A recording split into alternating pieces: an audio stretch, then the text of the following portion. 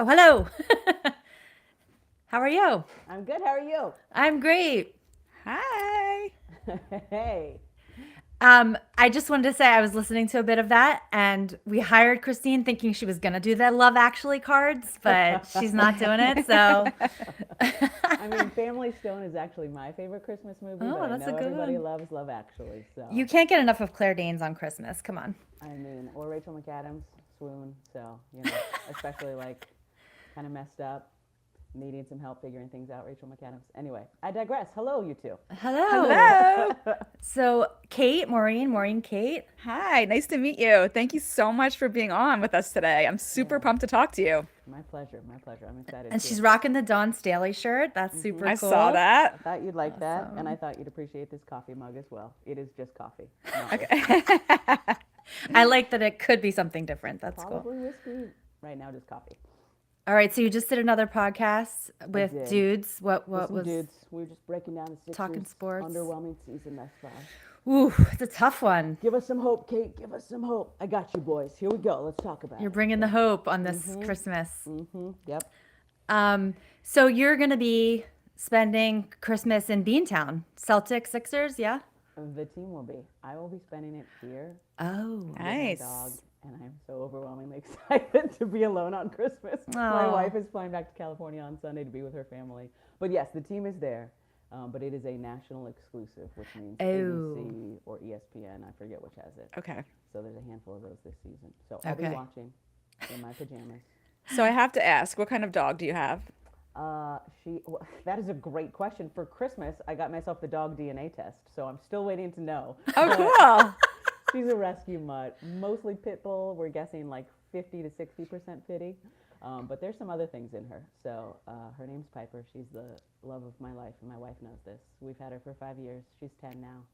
She's amazing, and she's locked in a basement right now. So I she love doesn't it. My come out. dog is Bowie is in the basement also, and Jess has a little dog too. We all have summer dogs. We call them some of this, some of that. They're all rescues, so we have that in common. Yeah. But there's one thing we don't have in common. I saw what your dog did to that turkey bone on Thanksgiving, No, your dog's and not doing that. my dog is gentle and kind with her toys, and she prances them around. No, kitties. That was something we learned like the first day we had her. They just rip things to shreds. But it's very So soothing for funny. them, you know? It's like Pippo meditation. So now we buy less expensive toys so she can just do what she wants with them. Amazing.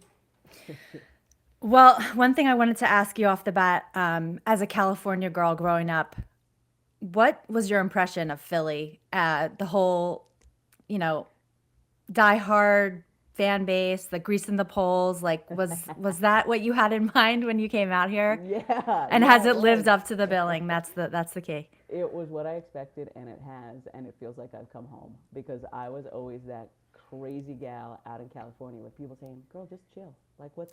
It's just a sport. Okay. It's just a game." I was like, "It might be just a game to you, but this is really important to me." But I want to throw snowballs at Santa Claus. That happened a long time ago. I learned that my first week. Don't mention the batteries. Don't mention Santa. That was a long Yes, time ago. yes. Every fan base Don't has talk to us fans about that you that. don't. Yeah, exactly. But no, I mean, sports has been everything to me since I was a little kid. So it is exactly what I expected it to be, and I love that because it is so different from California. And how rare is it that we get to reinvent ourselves? Like maybe midway through our lives. So I was 38 when I moved out to Philly, and to get a fresh start and get paid to make that fresh start, and like new friends and new restaurants and new experiences and so it's just been incredible. And there's I was talking about this the other day with another Californian transplant who now lives here, and she's like, people sometimes, this isn't for everybody, but she's like, I found that sometimes people in California were nice, they could be nice, but they weren't kind. And here in Philly, maybe they're not always nice, right? Like they're a little honest and direct, which is taken as rude to some people. But there's an underlying kindness to a lot of the people that I meet here, kind of like old school, maybe because this is the birthplace of America. People have just truly been here longer. I don't know, but it's been wonderful, and I hope that I get to be here for a long time. The Hi. Hi. Yay. I'm so glad you're coming in. I can't hear her. She's gonna hold up the signs now. That's Yeah. what's gonna happen. We can't hear you. You're muted. You're muted. Christine, you're muted. Thanks. This is how how we do our podcast. We just Yeah. mime. Yeah. So Kate, one quick thing. Can I have you you're on a Mac, right? I am. Can you just go up to your settings, to the Apple, go to System Settings, and go to Sound, and then go to Input. Is it like does it say like MacBook Air or something built in? Is that selected? No, it says external microphone port. Do you have another thing that it's offering as an input? It offers the MacBook Air built in. Okay, offers, select that if you don't mind. Okay. Oh boy. Oh, there you Okay. are. Okay. Yay, Yeah. Kate. Oh, look at Yeah, that. You're a total different person now. Oh my Okay, gosh. so I hate to do this, but Start it over, ladies. We're doing it yeah. again. Yeah. I hate Bringing to it say back. but I think. Damn it, so Christine. Can you do one more thing? I apologize. This is all my fault. No, fired. you're doing your job. Stop apologizing. Can you go to look down at that input volume slider and tell me where you've got it at for you? That little. Am I back in the sound or am I? Yeah, go back into sound. Go into input. Where you just were. Okay, yeah, it's a little left of center, it looks like. Okay. It's 41%. Do we want the input to be higher? No, and as you're talking, do you see that your voice is kind of staying, in the first half of that range? You don't want Let's to see. top Check, out check. to the right. Yes. I took it down a little bit. I know that I get animated when I talk. Definitely. Then, if that's the case, if that's the case, you can put it between that, like maybe that. There's a hash mark at the very beginning, and then there's a second one and a third one. You could put it somewhere between the second and the third, if that Okay. feels comfortable. Okay. Check. 1 2 1 2. Yeah, that's probably good. Ooh, that Is is that good. Is it good for you? You sound amazing. It's good for All right, me. and Is it one good for thing I you? just want to ask Yeah, is if okay. everybody could just turn down their headphone volume on their computer just like a notch or two, because as people are talking, I'm hearing some echoes, and I think it's just because voices are bleeding out from the headphones into the microphones, and so there's a little bit of noise there. But anyways, do you want to all just start this again? And do you mind? Is that okay? The Fine with me. hellos and the first question there? Just fine Maureen, with you're like, me. no, we're Okay, shutting okay. you. We're done. My Yeah, shut it apologies. down. Yeah, Christine, okay. you're fired. I'm done. Okay. When she said the whole thing, like, are we saying hi again? Yeah, well, she's gonna make us do that again Yeah, anyway at the end. So you can Yeah, you can yeah. say you guys got good vibe right now. Get your hellos and Okay. just roll Okay. right into it. Christine, I like this. You can just be the voice of God. You don't have to be she's on like camera. the great and just- powerful Oz out there. Yes, yeah, totally. I love it. Hi, Kate. Hi, you two. Oh, Hi, I'm so happy to meet you. Back at you. Well, the question that's been burning in my mind, I just wanted to know, growing up in California, what was your impression of Philly? And did you have the whole greasing the poles, throwing the snowballs at Santa in your head? And is that proven to be accurate for you? I did have that in my head, and I could not wait to get here and throw snowballs as well. Although I learned my first week that we were not supposed to talk about that. Don't mention the batteries. We don't want to talk about that. Every fan What base batteries? has fans that have Do you know embarrassed about you the in the batteries? past. I know about them. I'm just saying, what See, batteries? You're just gonna have to research on your own because I was told not to talk about it. But I did. I had this picture of Philly, and thankfully, because I love what Philly is, it has lived up to its billing, and I'm so happy to be here because it's so different than California, right? And I think it's very rare, and I feel really fortunate that I've kind of gotten a fresh start maybe midway through my life, right? I moved when I was 38. I'm 41 now, and how rare that you get to completely shift your life to someplace totally new and get paid to do it. And your spouse is excited about it as well. And this place where you're going, it's just different in a lot of ways from where you spent the first half of your life. You know, the people are different, the food is different. There's so many museums and places of art and culture that I haven't been able to visit. And in my previous 38 years, I was kind of going to the same places because I've been there a lot. And as I know you know this, Jess, like I get bored easily. One of the reasons I call so many sports and do so many things. So it's been incredibly refreshing. the people are exactly what I hoped that they would be, which is honest and direct. And I know some people take that as rude, but I have always been that person. Like on the West Coast, I was a little too much for a lot of people. Like, Kate, could you present that in a slightly softer way? And I'm like, no, you messed up. Can we talk about it? Like, let's get better. But underneath that honest and directness, there's a real warmth and kindness and empathy and compassion, which I feel like I've always possessed. And a lot of people here too. Like, I can't tell you, because I was here by myself from September through January of my first season. So a lot of holidays, right? My wife was on the West Coast. So many people who I knew pretty well at that point, and people I didn't, inviting me to Thanksgiving, inviting me to Christmas, inviting me over for New Year's. And that just didn't happen in the part of California where I lived the last 20 years in the Bay Area. So I'm really excited to be here, and I'm really grateful that that it has lived up to exactly what I hoped it would be. Kate, you feel like an East Coast girl, Do like I know you look like a California girl with your blonde hair, This but blonde is fake, you girl. really I just got feel it like redone earlier this week. It was this until I was about 18, but anyway, keep going. but you feel like you've got that edge to you, that drive too. That I've spent a lot of time in California working in the wine industry, and it is different. Like these people out here will different, right? die for you. I mean, Yeah, they there's a barely have to chill. know Or you. they'll kill you. There's Yeah, a chill. one or the other. It's a fine line. You just got to You walk hope the maybe line. the former, not the latter. Yes, that's but right. it's true, and I think that it's so interesting you say that, because a number of people who have been born and raised on the East Coast who I've met, since pretty much everybody I work with is born and raised in Philly. I'm like the one outsider. But they have reflected to me, you feel like you got some East Coast in you. But at the same time, I have some of the California cool and relaxed and hopeful and positive. And I feel like that's a great combination, especially where we are right now in the world in 2024. Definitely, we'll take that Definitely. sunshine all day long. Exactly. All day long here. So you said that, your wife was really supportive of you coming out here. This is kind of a new foray for Jess and I getting into podcasts, and we've spent many years working together in the media industry and writing, and we spend a lot of time together. We go on walks and we come up with ideas and we inspire each other, and we kind of, also drill into each other and play devil's advocate sometimes. When you were making this major move in your life to come from California to Philadelphia to this dream job, like, who's your team? Who are your people? Who do you kind of bounce ideas off of? And was this always in your scope that you were coming to do something like this? No, it was not in my scope, because I didn't think that this was really actually going to be possible, to be completely honest.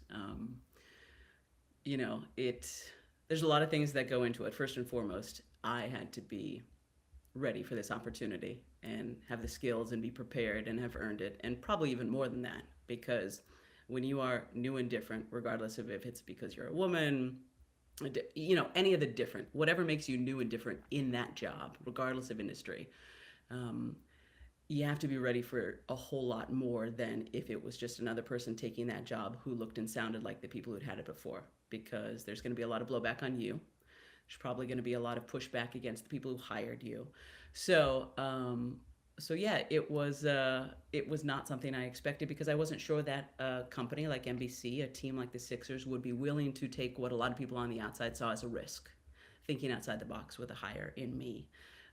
So I always push myself and want to get better and want to go for that next big thing. But I've said in a number of interviews, I didn't think there was a chance in heck that somebody was going to be able to take that leap and risk. And I really didn't think it was going to be Philly, because of how important sports are to this city. What do you mean? They're so sweet here. Exactly. But hey, credit to NBC and the Sixers for putting all that aside and just being like, yeah, that's the chick we want. Bring her out here. We can tell she's got that swag and piss and vinegar that's going to be necessary to win over this fan base. But then to get back to your question, Maureen, I actually have a pretty small circle. My wife is incredible, because obviously dream job for me, but huge shift for her. Born and raised in the Bay Area, so I was like, oh God, I hope we don't get divorced. Because we always support each other in everything. And she was, I told her on our second date, like, hey, this is when I was working at a winery in Napa and stocking wine at a grocery store in Berkeley and waiting tables and interning at a radio station in San Francisco. And I was like, but here's the thing, girl. I just want you to know, one day I'm going to be a sports broadcaster that a lot of people know. So we may have to move a lot over the course of our relationship. I just want to check if you're okay with that. She was like, okay, you're stupid and crazy, but yeah, sure, whatever. But so she's my rock. She's my center, and she's not in this industry, and she thinks I'm a nerd and doesn't give a you know what about what anyone thinks about me or any of my jobs. So she really keeps me centered, because she continually reminds me, you are not a big deal. Can you take out the trash? Can you clean the toilets? And then I have a couple of best friends, one who did work in this industry and is now out of it, one who I've known since my first week of college out at UC Berkeley, Cal, and they're both just, they both see me, unlike anybody else, because I think I do a good job putting up a great public front, so it feels like a lot of people know me, but at the same time I keep some things very private so that those are just mine and people don't know that.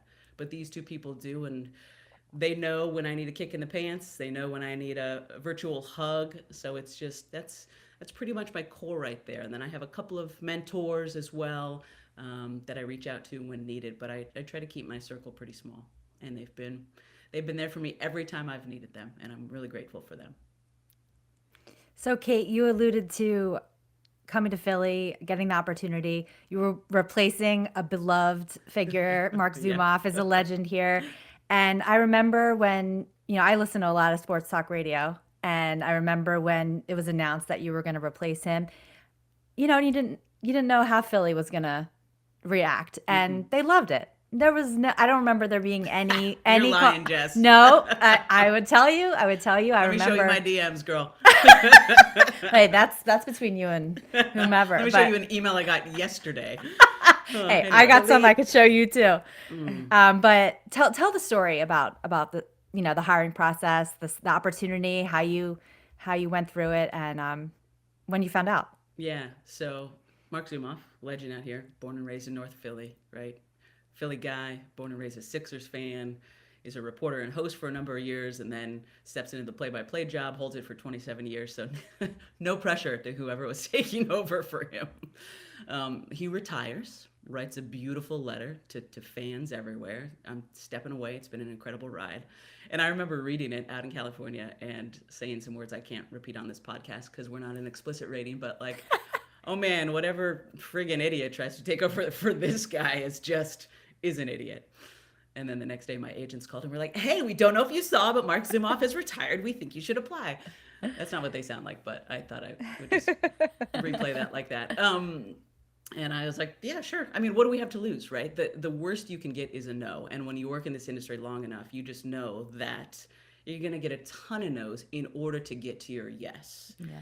And actually, one of the no's I'd gotten, I was a finalist for another NBA job 2 years prior or the year prior. And I got all the way to the end of that process, like literally speaking to the team's owners. And I'm so grateful for that no, because then the process with the Sixers was familiar. And I knew exactly what to expect. I'd been through it before. And also with the mindset of, Philly is never going to hire a gay chick from California. Like, I was just completely myself, like this. Like the process started, I think, like April, May of 2021. I was getting set to fly to Stamford, Connecticut, call my first Olympics off monitor because they were in Tokyo. It was still the COVID pandemic. So it was truly like the day before I'm going to SFO to fly across the country to call Olympics for 2.5 weeks in the middle of the night. And I'm like, okay, yeah, let's talk to the boss of NBC. Like he's just checking a box. He's talking to a woman from California so they can say they interviewed a woman. So I think I was literally in a t-shirt like this and I was like, what? Yo, what's up, man? Hey, it's great to see you. And I was just completely myself. And I think that that's what you always try to be in whatever area you're in. But it's so hard because you're like, I think this is what they want to hire. Maybe this is who I should be. Anyway, so the interview goes great because we're just chatting. And at the end, I say, okay, well, if I'm moving on in this process, what will the next steps be? And he tells me at the end of our Zoom, oh, you're moving on. Like, I love you already. Oh, cool. Great. He goes, well, you're going to call basketball for the next 2.5 weeks. So I'll be listening. And I was No like, pressure. yep, great, cool. So that's what we did. Then I called Olympic basketball in the middle of the night because we were on Tokyo time. So I was calling games at 9 p.m., midnight, 3 a.m., and 6 a.m. Not 4 games a night, but literally for 2.5 weeks, I would wake up at like 3 or 4 in the afternoon and be like, oh, you went to bed thinking you were calling the 9 o'clock Brazil-Spain game, but actually you're calling Italy-Serbia in 4 hours. Go prep. So it was wild and crazy, and the whole time I'm like, don't mess this up because the Sixers and NBC is going to be watching. But I did a decent enough job, I guess. I guess. And I'm like waiting to hear from them, and I don't hear anything, which happens often in the broadcasting industry. They tell you, we'll call you next Tuesday, and then like 3 Tuesdays pass, and you're thinking, okay, well, they obviously went with somebody else, and then you find out that was not the case. Something just happened. So I've started calling a national college football package at this point, which was my biggest job to date, traveling with Mike Golick Sr., who was a longtime star on ESPN and ESPN Radio. It's the biggest break of my career. I'm calling a national game of the week. It's on over 110 radio stations across the country. It's on YouTube. It's on Facebook. It's a big deal. We're having a blast. I'm like, okay, this is great. Like, I wonder where this is going to lead. And I'm in an airport waiting to fly to my next game. And I see it's a 215 number. And I'm like, oh, okay. Do I want to answer this or not? Because I'm thinking at this point, again, they've made their decision. They've talked to everybody else. They've talked to the person they're hiring. Like now they're going through the list of the other people. And I'm realizing skipped over when I flew out and auditioned for the job. So we'll put that back in. But yeah, the first week of college football season, they gave me 2 days heads up to fly out to Philly and do a broadcast and audition for the job. So I did that, then flew back to California. Then this is a couple weeks after that, I apologize. And so I pick up the phone and it's NBC, the guy who I initially interviewed with. And he says, hey, we usually go through your agents, but I wanted to tell you personally, we loved meeting you. You absolutely knocked your audition out of the park. And we would love for you to be the next voice of the Philadelphia 76ers. And then you pressed mute and then screamed. And I then, mean, I was literally like 3 places away from getting onto the plane, and I've stepped out, and everybody's like probably thinking something bad happened because I rarely cry. Like I cry every time I watch League of Their Own and a couple of other sports movies. But, and like remember the Titans. I was exactly, and I'm really trying to hold it together because this is a holy crap moment. Like I truly, throughout the entire process, even after I did the audition in Philly and thought I did really well, went out to lunch with people afterwards who were part of the audition. I'm like, I don't think they take a lot of people out to lunch. Like, I'm still just not thinking it's possible. And then in that instant, it didn't just become possible; it became my reality. Like, wow, I've worked for almost 20 years, and I'm going to be picking up my life and taking on this massive challenge. Wow. And I was like, okay, wow. Well, let me talk to my wife. Let me take the weekend. But thank you so much for calling. It means so much because they don't usually do that. Usually a lot of it at this level is through your agent. So sorry, that story was a complete mess and all over the place. I loved it though. But it was wild and amazing. And I knew in that moment that it was going to be the hardest challenge I've taken on in my career, but that I was going to want it more than anything. That Philly and the Sixers were giving me this opportunity. We're taking that risk. And we're saying, we got you. Now you have to step up and prove to everybody that you're worth this. So that's kind of how I approach every game that I call. Even now, even where I feel like I belong and I feel like I've made it here, I'm still like, nah, this was a huge risk in a lot of people's eyes that they took. I'm going to go out there tonight again and do the best I can do because I owe it to NBC and the Sixers and this city and this fan base for giving me this shot. Kate, for some of our listeners who might not know what play-by-play is or Yeah. might not even know what your job is, they know you're an inspiring woman and we wanted to talk to you because of all of the, grit and grace you just went through.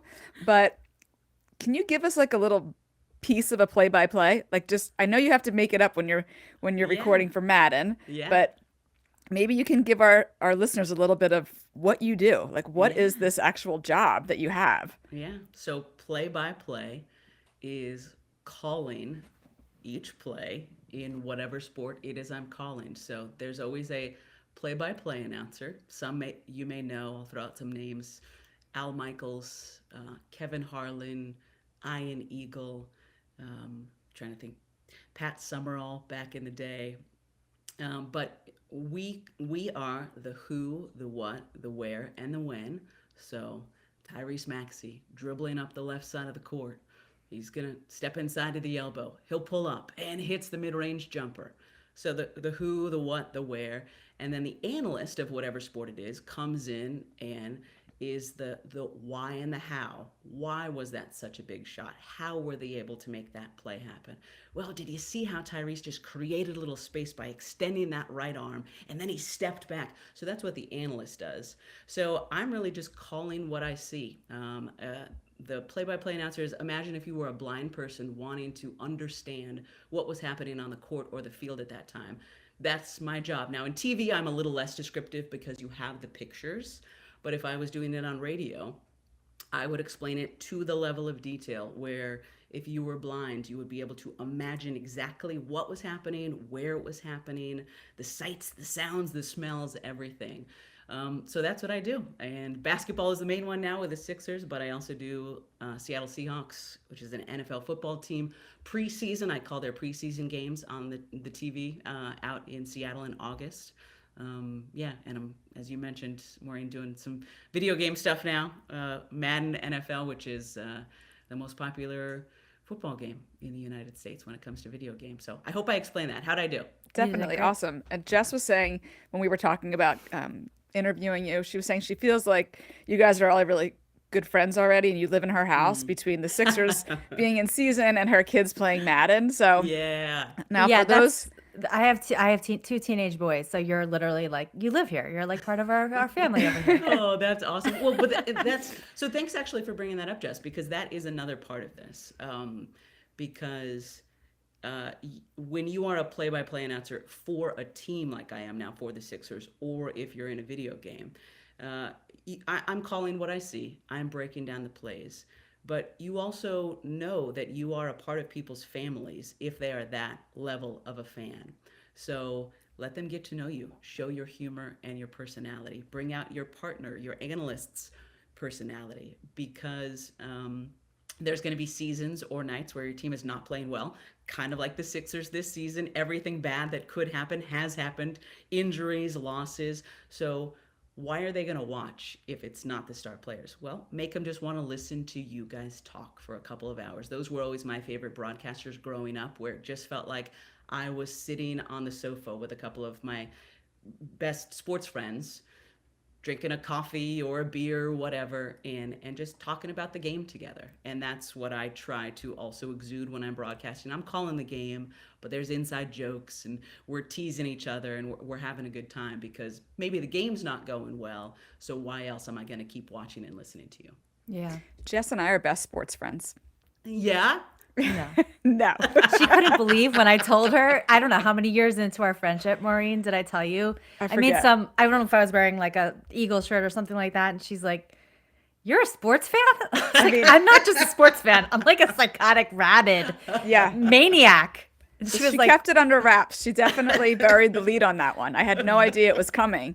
And then she let me listen to. Is she bringing you in? Well, she's a Villanova basketball I'm a Villanova basketball fan. I Okay. mean, I went to Villanova. We listen to you. You know, you're on weekly now because you're in season. My husband's a Sixers fan. Yes. By default, living in the area, we're Sixers fans. And I'm not as into sports as Jess is. But But we're making inroads, Jess. We're making. I'm into amazing women, and I'm into people that have that grit and that drive. And so when she said, you know, we talked about you, I had read your interview in Real Woman magazine, which was amazing. I was super psyched and inspired, and I just love the energy you have. And I know that you talked about something that is a skill set that specifically your job has, that when you're calling a game, you've got to keep your energy level up And like we've talked about this, sometimes sports can be boring. So like, how do you keep it good? How do you keep it going? You know, Yeah. and as two up and coming podcasters, we're wondering if you have a little bit of advice for us, you know, how to Yeah. keep it good. Yeah, girl. And sometimes you're really tired because it's your third game in 4 days and nobody cares, but you got in at 3 a.m. the night before and you didn't sleep well because the person in the hotel room next to you was playing their video games really loud. Like, so much stuff happens, but nobody cares. Like, you're calling NBA basketball, suck it up and put on a show for us. I was really lucky that my first quote unquote big break after doing 5 years of radio traffic and news and sports updates was to get to do sports updates just for the sports station I grew up listening to out in California. And my shift was from 5 a.m. to noon. And I would do Sweet. 2 updates a day, or 2 updates an hour at the top and bottom. So at 5 and 5:30, 6, 6:30. And I do traffic reports at the quarter hours at 15 and 45. But I'd get in, I'd wake up at 3 a.m. I'd get in at 4 because I've always been an over preparer. I'd write a bunch of sports updates to be prepared so I could be locked into the show so I wouldn't have to be dealing with my updates during the show because I also had an open microphone and I could chat. Anyway, so I get through like, I think my first couple of weeks and I'm thinking I'm doing great. And the program director, who's the boss at a radio station, pulls me in and he's like, Kate, you're doing great. Like, how's it working? So nice and supportive. He's like, okay, I want to play back some of your updates for you to listen to because I think you think that you're really energetic. And he played him back and I was just like, and last night the Giants beat the San Diego Padres and let's listen to this home run because it was 5:30 in the morning and I was freaking exhausted. And I was like, ooh, that is not how I thought it sounded in my head. And he's like, yeah, because it's hard because you're tired. Like everybody is still waking up in the 5 to 6 a.m. hour. It does not matter how long you've done morning radio, you're all still waking up. And he's like, so you got to give us more. It's going to feel like more than you need to give, but when you listen back, then you're going to sound like you want to sound like and you thought you were sounding like before. So you give way more than you think for the rest of your updates tomorrow and like let's listen back the next day. And we did, and I was like, oh, interesting. So that moment really early in my career taught me there's going to be those days where for whatever reason you're not feeling well, the team isn't playing well, you didn't sleep good, maybe you're just tired, maybe something's going on away, maybe your dog passed away. Like, none of it matters because you're on air, you're getting paid to entertain. So fake it and figure it out, take it to that next level that is going to feel like too much, but then you're going to listen back and say, oh, actually, that just sounds like normal me because I was dragging, so I had to push more. So that's what I do because, yeah, it's a really long NBA season. It is a grind. Like, You make looking it sound ahead. so easy. That's just we what have I do. three games. Like, We have no three games problem. in the next 4 nights. We play Friday, then we fly to Cleveland after the game. We'll get into Cleveland 1 or 2 in the morning. We play Cleveland that night, so 8 o'clock tip. So I'm going to be tired for that one. Then we fly that night back to Philly, so I'll probably get to my bed at 2 something that night. So Sunday, you're like, oh, I have Sunday all off. No, that's going to be a zombie day. I'm going to be trying to recover from and then we play Monday night here in Philly. And I'm going to go to practice that morning, come back home, try to take a nap, change, get pretty, then go back to the arena. So, yeah, so I will be, I mean, it's not a big fake at this point for me, but I know I will be tired on Saturday night and tired again on Monday. And that makes it harder to focus. It makes it harder to do everything, right? So I will push through, but I also, I mean, sometimes I'll take a caffeine pill, which is just like a cup of coffee before a broadcast. But I have a pregame playlist, just like the players do, that like gets me into the mode when I'm doing my hair and makeup. I'm like, yeah, Chaperone, yeah, Janelle Monáe, like Okay. let's bring it, Whitney Houston. Let's get into it I and feel let's get ready to go entertain people for the next 2.5 hours because I'm getting paid to be here tonight. And if I look across the way, those people paid at least $300 to be here, and I'm getting paid more than that to get to be here. So push it away, Kate, and go entertain and go have a blast because how lucky are you to be getting to do what you're doing tonight? This is never in your wildest dreams sort of stuff. Like, go be great. I Kate, love that. Practical question. Yes. How do you keep your voice? How do you take care of your voice? Because it sounds like you're nonstop. Besides the fact that you're calling and that's the tool you're using for your job, Yeah. the travel, just all of that sounds like it would be really difficult to keep. I mean, I woke up with a little bit of a scratchy throat this morning and I was thinking, oh man. And then I thought of you and I thought she's got to have some tips and tricks as we're heading into the winter season here. Yeah, there is. So now that we're in the winter season, some simple things like just literally covering your throat. So like having scarves a lot. so that your throat isn't getting cold when you're going out. I've learned since starting to do the Madden recording a couple of years ago, where it is even more important now, because on most of my off days, like we don't have a Sixers game today, but I have a 2-hour Madden recording session this afternoon, which is pretty much the equivalent of calling a game. So I call, right now I'm calling like 4 to 5-ish games a week, and that's really stressful on the voice. So cutting out lactose, which is so hard because I love milk in my coffee and I love cheese. But that has taken away, sometimes I sound a little stuffy, like up in my nose, like you don't have a cold, but it sounds like something. And cutting out lactose has taken that away. Wow. I do warm liquids as much as I can, even though I love an ice water, like just having warm things on the inside of your throat. And a lot of lemon ginger and throat coat tea with honey and lemon in it. If I'm sounding a little stuffed up, I'll throw a little cayenne pepper in there to help me clear up my sinuses. Like, these are all the crazy things that I was always like, I'm never gonna do that. Right. And now that it is my instrument. It is my job for this to sound good. So throat coat, just if our listeners don't know what that is, that's a Yeah. type of tea, and that is an industry little secret coming from TV broadcast. Everybody's sipping throat coat. So if you try, you can find it in a lot of grocery stores, and Amazon has it. It's and everywhere. Buy it now. online, and it's thankfully, kind of they like a have come up with licorice. a lemon echinacea, because anyone who had the old school throat coat pretty much tastes like you're drinking dirt or trees. Yeah. Like somebody just went rough. out into your backyard and like dug some stuff up with their hands and threw it in, and you're like, oh, okay, this tastes delicious. I have to drink this. But It's so like now black licorice. It's it's not like something you Exactly. crave, but it does work. It does coat your throat. So Yeah. that's funny to hear that you do the same things. Oh, So, Kate, we're on a podcast. Not everyone can see that you're wearing a Dawn Staley t-shirt. Dawn Staley is one of my heroes, and I think about the year she had, about the year women had in sports. Can you just reflect on this unbelievable, earth-shattering year that women have had in sports? From a rating standpoint, they've broken every record. I think the women's NCAA championship blasted the men's. Can you just Yeah. reflect on where we are, and if this is a high water mark or a mile marker on the way to wherever the heck we're going? Yeah, it's the next floor, Jess, which is Okay. what's so exciting. I love it. Yeah, what an incredible year. And for us old heads like me, I'm 41 and I've been following women's sports, and I'm not here in Philly calling Sixers games if I hadn't called years and years of women's collegiate sports.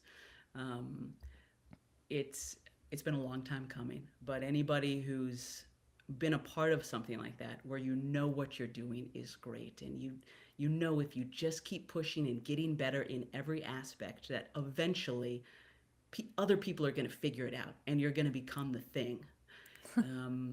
And this year women's sports finally became the thing.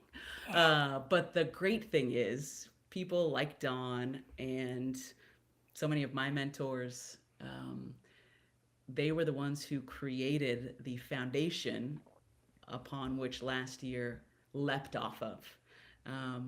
So it's been amazing, and I'm so glad that Dawn, so many of the people who created this foundation, Dawn is now a superstar coach and a pop culture changing coach for the South Carolina women's basketball team. She turned an SEC football school into a women's basketball school, which is just for anybody who follows sports listening to this, that is ridiculous. That just does not happen. And then players like Sue Bird, who was one of the players who maybe didn't get as much advertising, marketing run that she should have. Like, why didn't she have her own shoe? And now all the players that grew up watching her have that, but now she's in their commercials too. So like, it's all kind of coming back around. And it's incredible because these women are so talented and they put in just as much work as their male counterparts. And for so long they were told, it's not profitable, people aren't going to watch. And now they are watching, and the women at some areas are making more than the men, because not only are they great athletes, we all know a lot of people who do the buying are women, right? That's why so much advertising back in the day was like during soap operas, during the middle of the day, because it's the woman who does a lot of the buying for the household. So it has been so cool to see, because it has been so long coming, and so many athletes and coaches and broadcasters have put their entire life and passion into this. So to see it finally break through like last year was wonderful. And at the same time, I truly think it's just the beginning, because so many men who, 50 years ago it was different, but thanks to Title IX, which passed in the early 70s, they either are married to a woman who played a collegiate sport, or now they have daughters who are playing sports. And I've talked to so many dads who are like, I love watching my son play, but it's just different when my daughter's playing. Like, I want her to win so bad. And it's created such a special connection. And now, so now those men who maybe 30 or 40 years ago were like, I'm not supporting women's sports. Now they're taking their daughters to these games, and It's so much fun. It just means something different, right, Maureen? Yeah, and as like a not sports fan, maybe for someone like me, and maybe some of the other listeners who aren't like avid sports fans, it's something new and exciting, and they're getting more airtime, which is fun. Like, we couldn't even watch women's sports before. Yes. Now you can watch women's sports, so it's more exciting. You're like, wow, look at this. This is amazing. And even for me, who's not an athlete, it's inspiring. And just to see them succeed is, so inspiring. And just like you are so inspiring in the role that you kind of found this path, that there wasn't a path for. Yeah. When I read a lot of your things, and I did a little research on you, it seems like you kind of had this fairy tale career. Like, you were great at sports in high school. You were great in college. Somebody called you and gave you a job at the Sixers. Like, it feels like, it was just like your path was paved in gold. Right. But so She for pressed other, the easy button. yeah, the easy button. So for other, girls listening who might want to have a job like you, like, what was the hardest day? What was maybe some of the things that you mentioned before you didn't get that one job before the Sixers?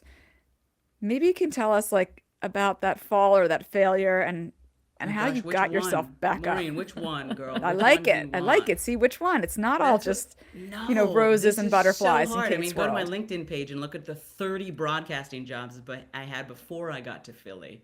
No, so much of this. And that's why I'm sure you've probably heard this, Jess. Maybe Maureen hasn't, but it's either 93 or 94% now, but it's in the high 90s of C-suite women in any profession played a sport growing up. And that doesn't mean you got to college. It could mean you played 8th grade softball with your best friend. Right. But playing sports, and I'm sure there's other things that teach you this as well, taught me how to fail, taught me that there was going to be those games where I played horribly. How do I bounce back from that and play better the next game? Yeah. I'm going to have to play with teammates who I don't like, but I'm going to have to pass them the ball if I want to be successful. How do I get over those emotions to be good for the team? Taught me time management, all the things I've needed when I was working 4 jobs back in San Francisco and doing morning radio, and then sleeping in my car for a couple of hours because I didn't have time to drive across the Bay Bridge and go home, and then going to a Target bathroom to get ready because I knew that they would have plugs for my curling We've all iron. been there. And I also knew that there was multiple stalls, so I wouldn't have people banging on the solo bathroom being like, let me in, I gotta take my kid to go to the bathroom. And then I would go be on TV that night. Like, so many things that I learned in sports, the grit and resilience and the ability to deal with failure, I have now put into broadcasting, because the saying, as I mentioned earlier, is you're going to have to be able to deal with and get over a lot of no's in order to get to that one yes. Because who wouldn't want to get paid to cover sports? Who wouldn't want to get paid to go to a Super Bowl, to go to a Sixers game, to get to fist bump Tyrese Maxey, to get to, give Joel Embiid a hug? These are players who are stars on the Sixers, Maureen. I know who they are. But just Touche, damn, that was a burn. Seriously, Kate, let's wrap this up now. I know. It just means I like you if I'm giving you a hard time. I like it. That's a Philly thing, yo. So That's a let's Philly see. thing. Failures. One of my first failures, my first job, sports radio in San Francisco. Women were not on sports radio at that time. And I was talking about a third string quarterback for an NFL team on the other side of the country, and I mixed up his last name with his coach's. It was like Whitehill instead of Whitehurst. But I obviously, if I was a dude, it would have been like, you meant Whitehill, Kate, you know. Caller calls in and he's like, see, this is why we shouldn't have women on live radio. While I'm there, 6 months in. This is why we shouldn't have women in sports. I should have gotten Kate Scott's job. She doesn't even know who. And we're on TV because it's a simulcast. And I'm like, don't cry, don't cry, don't cry. Just be like, yep, bro, you're right. Sorry, I got That's that wrong. aggressive. Don't cry. Right? So that was like 6 months into my career. And then applying for a ton of jobs, getting those. I mean, like I mentioned earlier, I could show you an email I got yesterday. Somebody spent a good chunk. I'd say it took them at least a half an hour for them to tell me all the things I'm doing wrong and how awful I am at my job. During the Olympics, I'm calling my Olympics thinking that people from the Sixers are watching, but the game is at 3 a.m. in the morning. And there was a guy, Luca Vildoza, and he was playing for the New York Knicks at the time. It's 3 a.m. I'm tired. And I'm like, well, Luca Vildoza playing for the New York Dicks. And I'm like, I just said New York Dicks. We're from on Philly, NBC. so Right. And that was the hilarious thing, Jess. Like, I was like, my career's over. Like, this is faze me. awful. The response on social media was like, bro, she's not wrong. Like, Yeah, they're I mean, kind of truth. like, maybe it was a slip of the tongue. Maybe she meant to say it. Regardless, I kind of like this girl more all of a sudden. So there's been so many failures. I mean, there's no such thing as a perfect broadcast. I watched back the other night, and I was like, that was not who the foul was on. How did you get that wrong? I got it wrong because my producer was talking in my ear, and I was also being handed a card from my stage manager, and there was a lot happening. So you just, whatever it is that you do, make your last mistake your last mistake. We all make mistakes. Just keep going. How are you going to respond from it? How are you going to show that grit and determination and prove to people it was a mistake and I will be better next time because I got this and I'm human and we all make mistakes and I'm just going to keep going.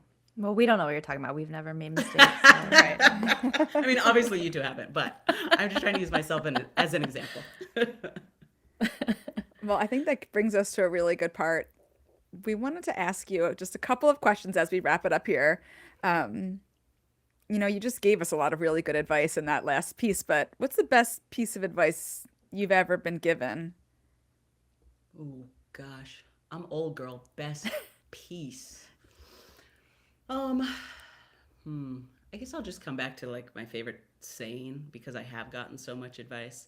And it's, I saw it on the wall of my AP Lit class in high school, Miss Bennett.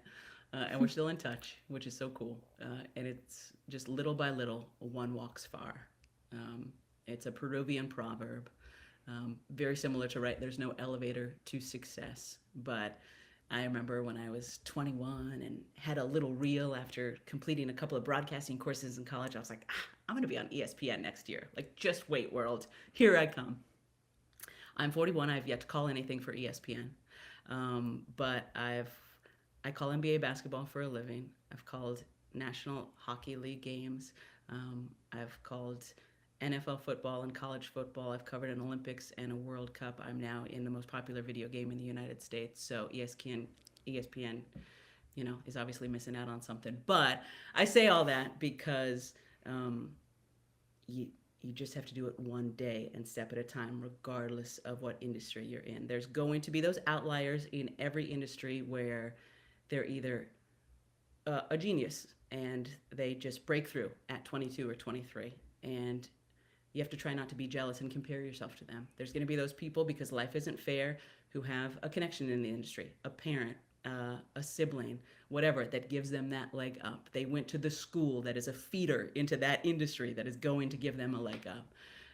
But for the rest of us, like me, who blindly went into this industry not realizing that it was going to be unfair, just one foot in front of the other. Okay, what can I do today that's going to make me slightly better than I was yesterday? Okay, what is the next thing I want to try to perfect? What is the next skill I want to get really good at, so that then I won't have to think about that skill anymore and I can start working on this skill?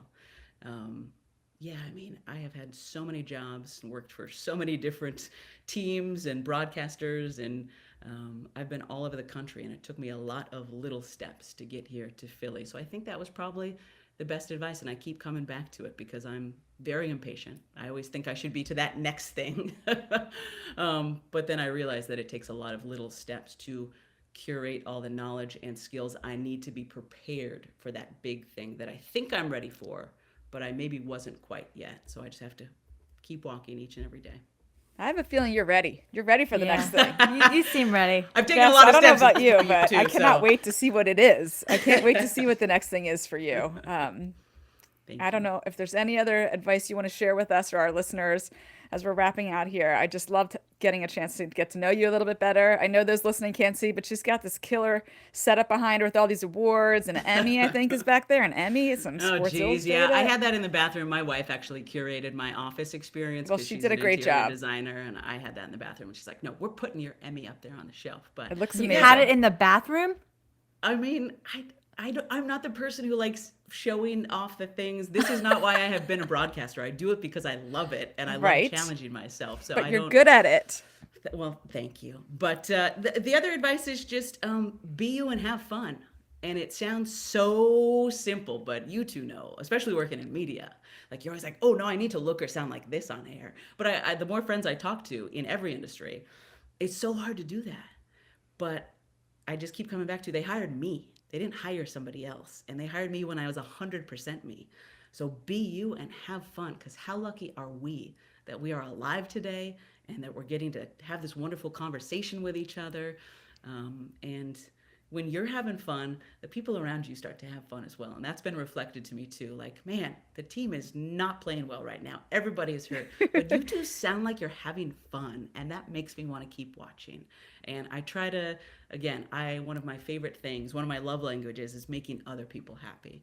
So if I see that my partner is laughing and my producer is laughing in my ear, and I see the truck and they're laughing, like, yeah, we may have lost by 20 points tonight and we might lose by 20 again tomorrow, but man, we're having a good time. How awesome is this? Getting to work with people who care as much as we do and are smiling and laughing. So be you, have fun, and know that it might take a while to get to where you want to go, but just one foot in front of the other and you're going to get there.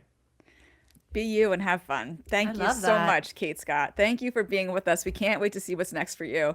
And we look forward to you calling your next game. Thanks so much for having Thanks, me. It was Kate. great to chat.